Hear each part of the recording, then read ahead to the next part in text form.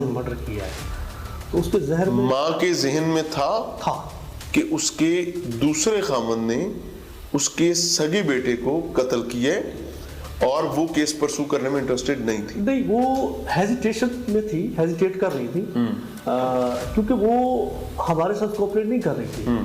Police کے ساتھ انہوں نے کوئی کوپریٹ نہیں کیا، نہ ہی اس کی والدہ نے اور نہ ہی اس کی نانی نے. اچھا. ہم نے اپنے طور پہ انٹروگیشن سٹارٹ کی بھی کیس جو ہے ان کے گھر سے سٹارٹ ہو رہا ہے، بچہ ان سے گھر کے گم ہوا ہے، گلی میں گم ہوا ہے. ابھی تک قاتل کا نہیں پتا، ہمیں پتہ نہیں تھا، ان کو نہیں پتا تھا، ان کو پتہ نہیں تھا، لیکن شک تھا، ان کو شک تھا بھی اس نے مارا ہے، لیکن کنفرم ان کو بھی نہیں تھا. میں ایک سوال نوسب کرنا چاہوں گا کہ جو والدہ اور نانی ہے وہ کیس پرسو کرنے میں انٹرسٹڈ نہیں ہے، پولیس کے لیے ظاہر ہے وہ چیلنج اور زیادہ ٹف ہو جاتا ہے، کمپلیکیٹڈ ہو گیا تھا بہت. یہ کیا چل رہا ہے کیونکہ ملٹیپل لوگ اس میں انوالو ہو گئے اور کوئی بھی بچے کے حوالے سے بات نہیں کرنا چاہتا. آئیڈینٹیفائی کیسے کیا؟ اس طرح پھر کلو ملے ہمیں کہ لاسٹ ٹائم جو بچہ ہے وہ اپنے سوتیلے باپ کے ساتھ دیکھا گیا تھا، پرویز کے ساتھ. پرویز کے ساتھ جب دیکھا گیا 2-3 ہمیں آئی وٹنس مل گئے، ان کو ہم نے چیک کیا، ان سے بیان لیے. انہوں نے کہا کہ لاسٹ ٹائم ہم نے اس کو دیکھا ہے کہ بچہ جو ہے نا یہ اپنے سوتیلے باپ کے ساتھ جا رہا. سوتیلے باپ کو ہم نے جب انٹروگیٹ کیا تو وہ انکار ہو گیا، میرے پاس نہیں ہے، میں تو سارے دن کر رہا ہوں، اپنی بیوی کے ساتھ رہا ہوں. تو مزید ہم نے تفتیش جاری کی، ہمیں ایک اور کلو ملا کہ یہ جو ہے نا بچے کا مرڈر اس نے کیا ہے. ایک ہمیں پکوڑے اور سموسے والی دکان تھی، لاسٹ ٹائم بچہ ادھر کھڑا ہوا تھا. اچھا. تو وہ آئی وٹنس ملا ہمیں، اس نے کہا ہے کہ ہم نے اس کو دیکھا ہے کہ یہ بچے کو ادھر سے زبردستی کھینچ کے گلی میں لے کے جا رہا ہے. اچھا. جب ان کا آمنا سامنا ہم نے کیا ہے تو ناقابل تردید ہمیں شہادتیں ملی. پھر وہ چیزیں ڈسکس کی ہیں اس کی والدہ کے ساتھ، اس کی نانی کے ساتھ، انہوں نے بھی تھوڑا بہت کلو ہمیں دے دیا. بھی ہمیں انہوں نے کیا کلو؟ انہوں نے کہا ہے کہ یہ ہمیں بھی لگتا ہے کہ یہ ہمارا ہی بچے کا قاتل ہے. تو یہ اس وقت ایبسکینڈر تھا، بھاگا ہوا تھا. اس کو ہم نے ٹریس کیا، پکڑا اسے انٹروگیٹ کیا. تو جب آئی وٹنس اس کے سامنے پیش کیے، سامنے کیے، تو وہ ایڈمٹ کر گیا. اس کے علاوہ کوئی اور بات نہیں تھی. اس نے ایڈمٹ کیا کہ یہ مجھ سے غلطی ہو گئی ہے. کیوں مارا؟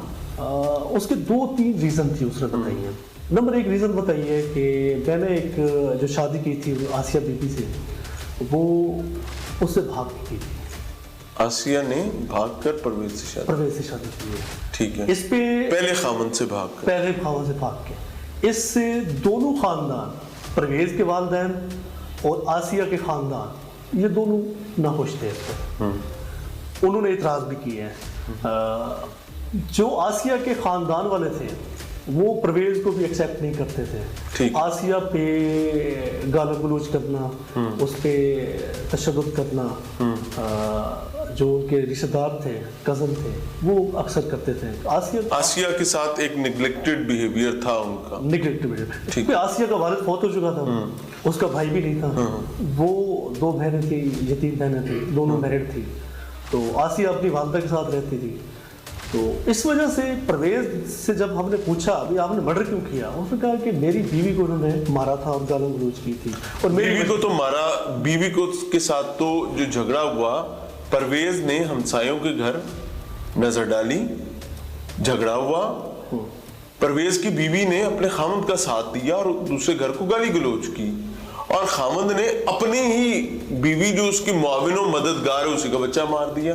یہ کزن سے کیسا بدلا ہو گیا؟ یہ تو اپنے گھر سے بدلا ہو گیا. اس میں ہمارا جو معاشرہ ہے نا یہ بہت بگاڑ کا شکار ہو چکا ہے. ہم سوچتے ہیں کہ ہم یہ ایکٹ کر کے ہم دوسروں سے بدلہ لے لیں گے، اپنا بچہ مار.